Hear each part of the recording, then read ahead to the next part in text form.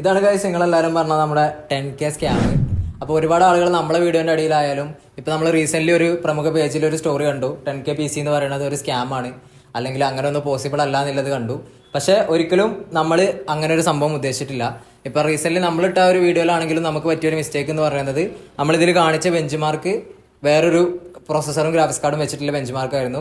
അതിൻ്റെ റീസൺ എന്ന് പറഞ്ഞാൽ അത് ശരിക്കും നമ്മൾ ആ ഒരു വീഡിയോയിൽ ആഡ് ചെയ്യണമെന്ന് ഉദ്ദേശിച്ചതല്ല. നമ്മൾ ആ ഒരു ബിൽഡും അത് മാത്രമാണ്, അല്ലെങ്കിൽ 10K നിങ്ങൾക്ക് PC ബിൽഡ് ചെയ്യാൻ പറ്റും എന്നുള്ളത് മാത്രമാണ് നമ്മൾ ആ ഒരു വീഡിയോയിൽ ഉദ്ദേശിച്ചത്. നമ്മൾ ആ വീഡിയോ ഇടാനുള്ള റീസണ് ഈ PC നിങ്ങൾക്ക് അതുപോലെ ഗെയിം കളിക്കാൻ പറ്റും.